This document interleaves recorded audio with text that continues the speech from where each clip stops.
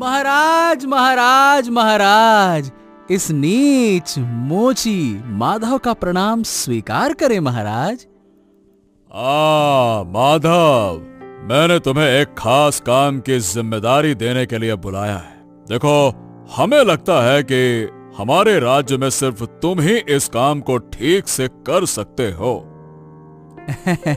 महाराज, अगर मुझे आपसे कोई काम की जिम्मेदारी मिले तो मैं खुद को धन्य समझूंगा और उस जिम्मेदारी को अच्छे से निभाने की कोशिश करूंगा महाराज। आदेश करें महाराज। हाँ, तो सुनो, हमारे राज्य में एक खास मौके के लिए मैं अपने राज परिवार के सभी रिश्तेदारों को सोने की जूतियां तोहफे में देना चाहता हूँ, और मैं चाहता हूँ कि इस राज्य के सबसे काबिल मोची के रूप में तुम ये जिम्मेदारी लो। क्यों? लेकिन महाराज, एक ही आदमी को इतना बड़ा काम देना, अब ये भी आप बताइए भला, सही है क्या? हम काबिल इंसान को ही काम की जिम्मेदारी दे रहे हैं देवराज। हमें बहुत अच्छे से पता है कि माधव अपना काम पूरी जिम्मेदारी से कर सकता है। लेकिन महाराज, राज्य के बाकी मोची क्या सोचेंगे, ये भी तो सोचिए। वो यही सोचेंगे कि अगर उन्हें राज परिवार का काम चाहिए तो उन्हें अपने काम को और बेहतर करना होगा। वो माधव से काम सीख सकते हैं, और क्या, इसमें कुछ भी उल्टा सीधा सोचने की कोई आवश्यकता नहीं है। महाराज, आपका प्यार और भरोसा पाकर मैं कृतज्ञ हूँ। मुझे आशीर्वाद दें ताकि मैं आपकी दी हुई जिम्मेदारी को ठीक से निभा सकूं। हमारा आशीर्वाद तुम्हारे साथ है माधव। खुश रहो और काम को बहुत अच्छे से करो, ठीक है? हाँ, मैं भी देखूंगा कि आपका पसंदीदा माधव इतना बड़ा काम कैसे ठीक से कर पाता है। क्या किया रे मेरे शैतान बेटे? अरे माँ, क्या बताऊं मैं, जंगल में लकड़ी काटते वक्त ना लापरवाही से मेरा थोड़ा सा पैर कट गया, बस। क्या तू देखकर काम नहीं कर सकता? हर वक्त लापरवाही से काम करना ठीक नहीं। अब इस पैर का क्या होगा? तुम क्यों परेशान हो रही हो माँ? खून अपने आप रुक जाएगा ना, और हम गरीब लोगों का खून अगर ना भी रुके तो क्या कर सकते हैं माँ? तू मेरी कोई बात नहीं सुनता। कम से कम एक बात तो सुन। कौन सी बात माँ? माधव मोची से एक जोड़ी जूते खरीद ला। जूते होंगे तो पैर काफी हद तक बचेगा। तू आज ही जा और एक जोड़ी जूते ले आ, जो तुझे अच्छा लगे कर। अरे माँ, तुम पागलपन क्यों कर रही हो? हमारे पास अभी जूते खरीदने के पैसे नहीं है। वैसे भी सब ठीक हो जाएगा। ये छोटा मोटा लगता रहता है और ठीक हो जाता है। इतना मत सोचा करो माँ। हाँ, काश जूते खरीदने के पैसे होते तो अच्छा था, लेकिन जब नहीं है तो क्या किया जा सकता है।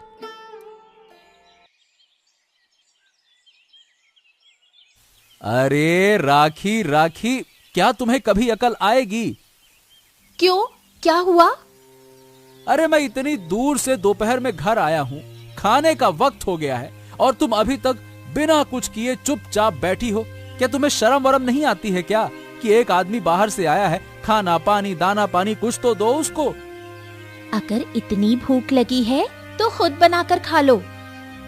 वाह वाह वाह वाह, खुद बना लो।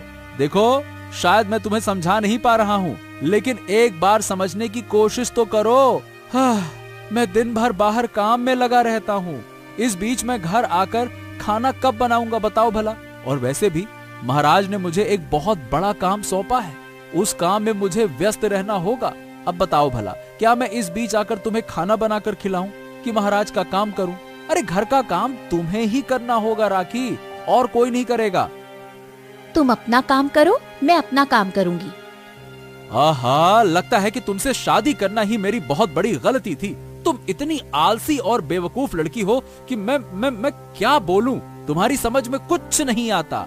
महाराज के काम की जिम्मेदारी की वजह से मुझे व्यस्त रहना होगा और तुम्हें घर की जिम्मेदारी लेनी होगी।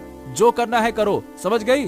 धात तेरे की, एक आलसी लड़की से शादी करके मेरा तो जीवन ही बर्बाद हो गया। हैं?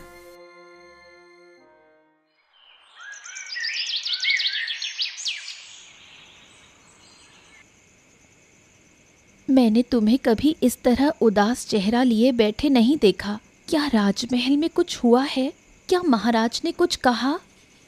अरे मैं दूसरी वजह से परेशान हूँ लीला। क्या है वो वजह?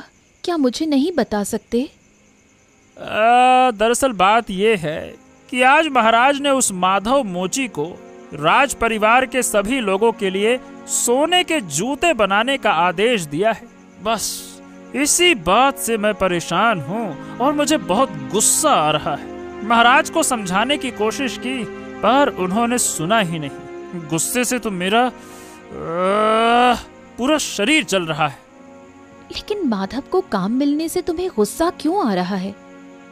अरे मुझे गुस्सा इसलिए आ रहा है क्योंकि वो ढेर सारा पैसा कमाएगा ना, और मेरे हाथ कुछ नहीं लगेगा। अगर महाराज मेरे जरिए किसी से काम करवाते तो बीच में से मैं भी खूब सारा पैसा कमा सकता था, लेकिन यहाँ तो महाराज ने उसको बुला के सीधे सीधे काम दे दिया। मैं क्या बस देखता रह गया? देखो, मुझे लगता है कि तुम्हारा इस तरह सोचना ठीक नहीं है। माधव मेहनती है, इसलिए उसे ये जिम्मेदारी मिली। हमारे पास पहले से ही बहुत पैसा है, हम धोखेबाजी करके पैसा लेकर क्या करेंगे? तुम ऐसा सोचना बंद करो, तुम्हें शांति मिलेगी। अरे मैं तुमसे कोई ज्ञान सुनना नहीं चाहता, चुपचाप मुंह बंद करके बैठो। मैंने तो तुम्हारे भले के लिए जो सही लगा वही कहा। ओहो, मेरे भले की चिंता तुम्हें करने की जरूरत नहीं है, मैं अपना भला खुद समझ लूंगा। अरे सुबह सुबह तुम इतनी दूर कष्ट करके क्यों आई हो बूढ़ी माँ? क्या बात है? माधव, एक खास जरूरत के लिए आई हूँ माधव। हैं? जरूरत? भला मेरे पास कौन सी जरूरत? मैं तो कोई महाराज तो हूं नहीं, गरीब मोची हूं। पूरे गांव में और गांव के बाहर पूरे राज्य में मैंने तुम्हारे जूते बनाने की तारीफ सुनी है, इसी वजह से आई हूँ। देखो, थोड़ा खुल कर बताओ, समझ नहीं आ रहा। माजरा क्या है? क्या हो गया है? बताओ। तुम तो जानते ही हो, मेरा एक ही बेटा है। वो लकड़ी काट कर हमारा घर चलाता है। वो कभी किसी से मुंह खोलकर कुछ नहीं मांगता, लेकिन कल जंगल में लकड़ी काटते वक्त लापरवाही से उसने अपना पैर काट लिया। अब तुम ही बताओ, ऐसी हालत में एक जूते की जरूरत है, इसलिए तुम्हारे पास आई हूँ। ओ, ठीक है ठीक है ठीक है, ले जाओ, मैं तुम्हें बहुत अच्छा जूता दूंगा। ठीक है। जूते की कीमत कितनी लोगे? मुझे पहले जानना जरूरी है, क्योंकि मेरे पास ज्यादा पैसे नहीं हैं बेटा। हमारी हालत बहुत अच्छी नहीं है। अरे क्या तुम पागल वागल हो गई हो क्या? मैं तुमसे पैसे लूंगा हैं? अगर एक इंसान की मुसीबत में दूसरा इंसान साथ ना दे तो कौन देगा बताओ?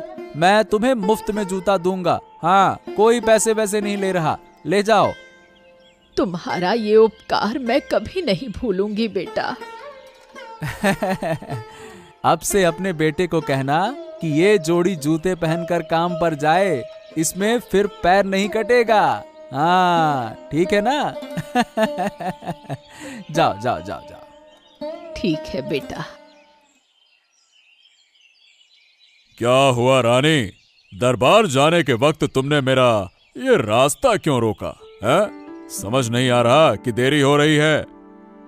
मुझे एक बात पर शक हो रहा है महाराज। शक? किस बात का शक हो रहा है तुम्हें? मुझे शक है कि आपने उसे एक मोची माधव को इतना बड़ा काम सौंपकर सही किया या नहीं। ओ, तो क्या तुम्हें मेरे काम पर भरोसा नहीं है क्या? है?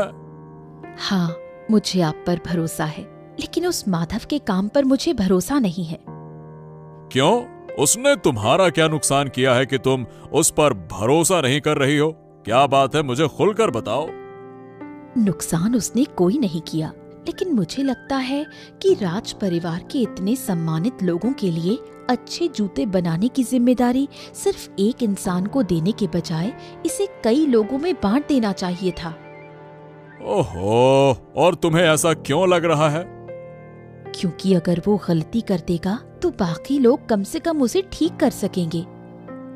उफ रानी, मैं माधव को बहुत अच्छे से जानता हूँ। मैं उसके हाथ का काम जानता हूँ। तुम ना इन बातों की चिंता बिल्कुल मत करो। अब देखो, हमें छोड़ो, दरबार जाने में देरी हो रही है। ठीक है, चलो हटो।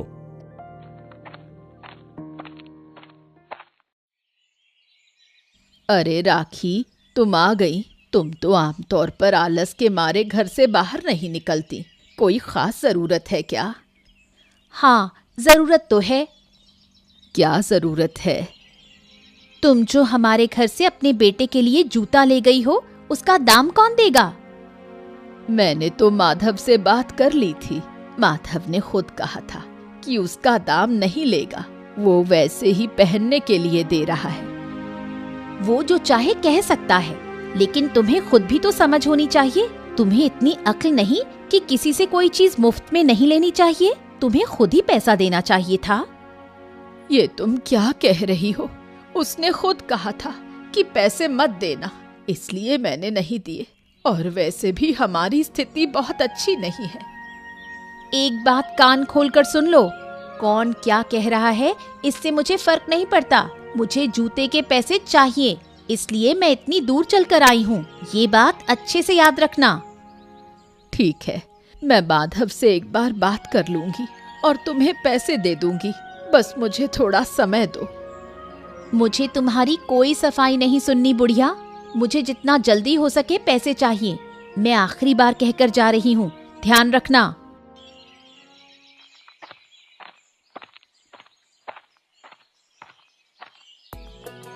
अरे आदित्य भाई, हाँ, और बताओ, जूते पहनकर कैसा लग रहा है? देखो, कोई दिक्कत तो नहीं हो रही ना? बहुत अच्छा लग रहा है माधव दा। अगर तुमने मुझे ये जूते ना दिए होते तो मुझे कभी एहसास ही ना होता कि चलने में इतनी राहत भी मिल सकती है। हाँ, बड़ा मजा आता है चलने में। अरे ये सब तो ठीक है, लेकिन मुझे राजा साहब से एक बड़ा काम मिला है। लेकिन मेरे पास भरोसेमंद आदमी की कमी है जो मेरे साथ ये काम कर सके। अच्छा, कौन सा काम माधव दा? देखो, राजा साहब के विशेष समारोह के लिए वो अपने सभी रिश्तेदारों को सोने के जूते गिफ्ट में देना चाहते हैं, मतलब उपहार के तौर पे देना चाहते हैं। इसके लिए बहुत सारे सोने के जूते तैयार करने होंगे, लेकिन मैं अकेले ये काम नहीं कर सकता। इसीलिए मुझे एक सहायक की जरूरत है, लेकिन मुझे भरोसेमंद आदमी नहीं मिल रहा। बताओ, क्या तुम मेरी मदद करोगे? बताओ। अरे माधव दा, तुम्हारे साथ काम करने का मौका मिला तो मैं तो खुद को धन्य समझूंगा। मुझे तो बहुत खुशी है। मैं तो खुशी खुशी तुम्हारे साथ काम करूंगा दादा। जो इतना बेहतरीन जूता बना सकता है उसे राजा साहब काम नहीं देंगे तो भला किसे देंगे? मैं तैयार हूँ। हाँ, देखो, असल में काम इतना जिम्मेदारी भरा है कि मैं किसी पर भरोसा नहीं कर सकता। सिर्फ तुमसे मैंने ये बात कही है। हाँ, ये बात आपने बिल्कुल सही कही, बिल्कुल पते की। जब काम हो जिम्मेदारी का तो जिम्मेदारी से ही करना चाहिए। देखो दादा, अब तुमने मुझ पर विश्वास किया है तो मैं उस विश्वास की कद्र करूंगा। हाँ। ठीक है, तो फिर तुम मेरे साथ काम करने आओगे, ठीक है? हाँ, बिल्कुल, मैं तुम्हारे साथ काम करने आऊंगा दादा। हम दोनों मिलकर राजा की सेवा करेंगे। एक बात मेरी समझ में नहीं आ रही मंत्री, कि हमारे राज्य के गरीब मोची को जूतों का इतना बड़ा कॉन्ट्रैक्ट कैसे मिल गया? ये बात मेरे भी गले उतर नहीं रही रानी माँ, लेकिन अब राजा साहब का आदेश है, इसीलिए कुछ भी कर नहीं सकते। वो मामूली गरीब मोची क्या इतना बड़ा काम कर पाएगा? ये मेरी समझ से बाहर है। यही बात सोच सोच कर मैं 2 रातों से ठीक से सो नहीं पाया रानी माँ। क्या इसका कोई उपाय नहीं हो सकता? कोई ऐसा तरीका जिससे वो शैतान मोची इस जिम्मेदारी से हट जाए? मैं भी यही योजना बना रहा हूँ महारानी कि किसी भी तरह से करके। सिर्फ योजना बनाने से कुछ नहीं होगा मंत्री, उसे सफल भी करना होगा। आप चिंता ना करें महारानी, मैं कुछ ऐसा करूंगा कि वो आदित्य इस काम से अलग हो जाए, तभी मुझे चैन मिलेगा। ऐसे तो मुझे चैन नहीं मिलेगा। तभी मेरा मन शांत होगा। मैं उसे ऐसी साजिश में फंसाऊंगा ना कि जूते बनाना तो दूर, वो इस राज्य में भी कहीं टिक नहीं पाएगा। तुम हर कदम की जानकारी मुझे देते रहो। जो आज्ञा महारानी, आप हमारा प्रणाम स्वीकार करें। तुम्हारा मंगल हो और उस माधव मोची का सर्वनाश हो।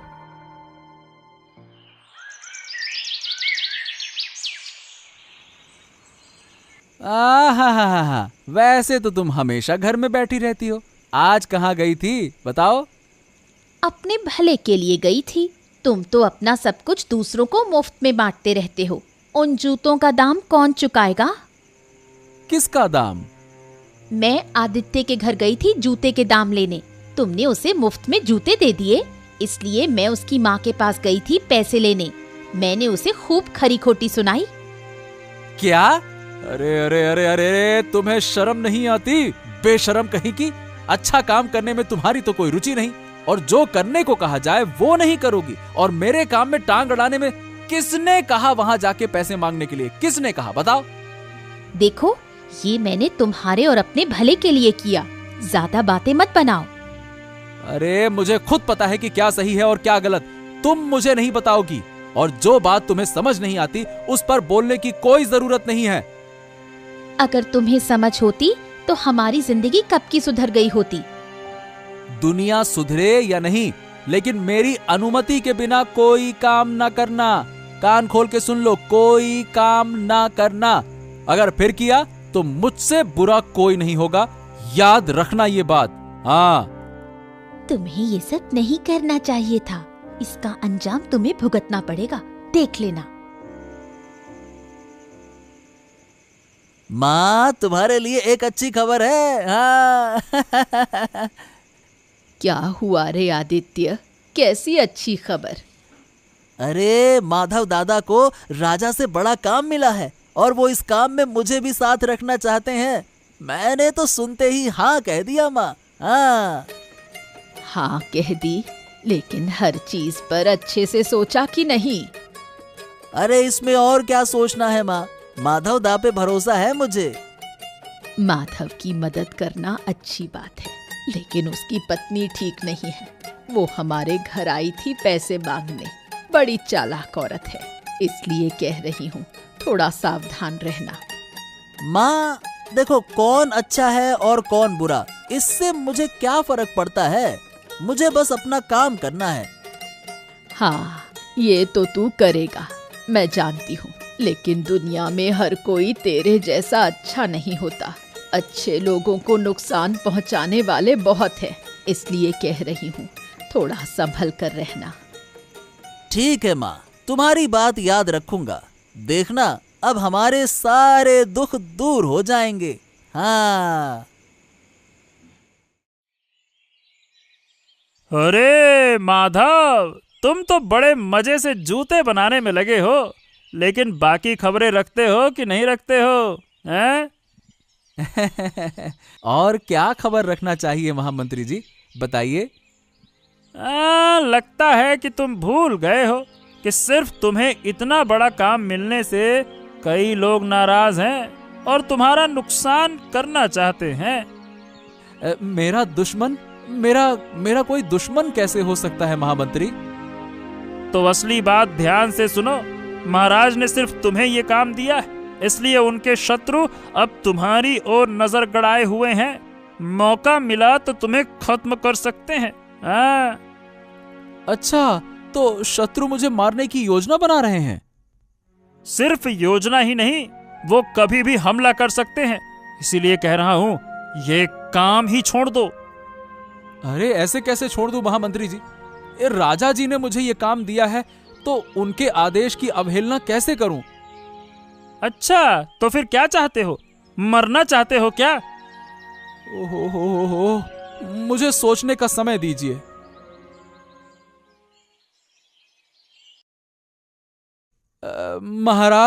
महाराज, कृपया मुझे क्षमा करें। मैं इस जूता बनाने के काम से इस्तीफा देना चाहता हूँ। मैं नहीं कर सकता। ओ, तो तुम नहीं कर सकते। और तुम्हारा ऐसा निर्णय क्यों? अचानक ये बदलाव क्यों आया? क्या कोई समस्या हुई है क्या? महाराज, स्वयं महामंत्री मेरे घर आए और बताया कि मैंने ये बड़ा काम स्वीकार कर लिया है। इस कारण कई बाहरी शत्रु मुझे और मेरी पत्नी को मारने की कोशिश कर रहे हैं। बस मैं मरना नहीं चाहता, इसीलिए मैं ये काम छोड़ना चाहता हूँ।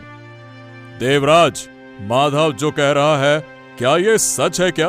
हाँ महाराज, मैंने पहले ही कहा था कि माधव इस काम के योग्य नहीं है। क्या मेरी बात सच साबित नहीं हुई? वो काम नहीं कर पा रहा है, यही उसका प्रमाण है। अब वो बहाने बनाकर इस काम से इस्तीफा मांग रहा है, बस, और कोई बात नहीं है। कोई भी स्वीकार नहीं करना चाहता कि वो किसी कार्य के योग्य नहीं है। आप खुद ही देखिए ना, बहाने बनाकर मेरा नाम लेकर काम मना कर रहा है। मंत्री महोदय, आप ये क्या कह रहे हैं? मैं केवल सत्य कह रहा हूँ महाराज। ये माधव एक धोखेबाज व्यक्ति है। इस पर विश्वास करके आप ठगे जाएंगे, ठगे। हाँ, मैं आपको सावधान कर रहा हूँ। ऐसे व्यक्ति को जिम्मेदारी देना उचित नहीं है महाराज। जिम्मेदारी केवल योग्य व्यक्ति को ही दी जानी चाहिए। हाँ। अरे, ये मंत्री महोदय का कौन सा नया रूप है? समझ नहीं आ रहा। अब तो मुझे खुद समझ नहीं आ रहा कि क्या करना चाहिए। उन्होंने मुझसे एक बात कही और महाराज से दूसरी बात कही। ओहो, अब मैं पूरी तरह से उलझन में हूँ। क्या करूं?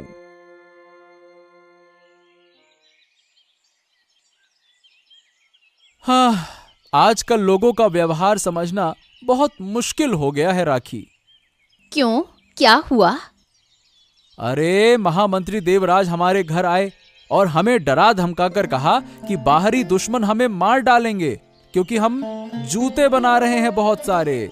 लेकिन वहीं देवराज महाराज के सामने कह रहे थे कि मैं अयोग्य हूँ, मुझे काम करना नहीं आता, मैं धोखेबाज हूँ, मुझे काम से निकाल देना चाहिए।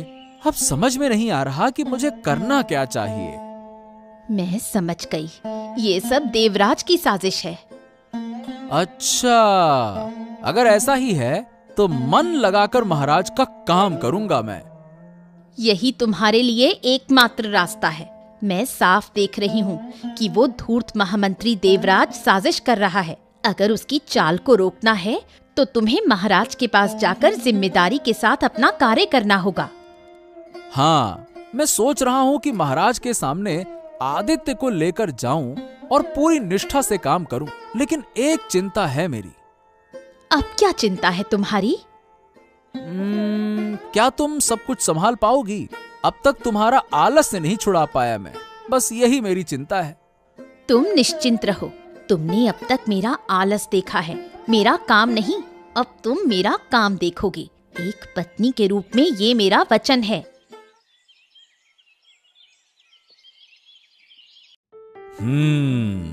हम समझ नहीं पा रहे हैं कि ये बड़ा काम आखिरकार किसे सौंपा जाए। अरे, चिंता ही मत करें महाराज, मैं जल्द ही कोई न कोई समाधान निकालूंगा।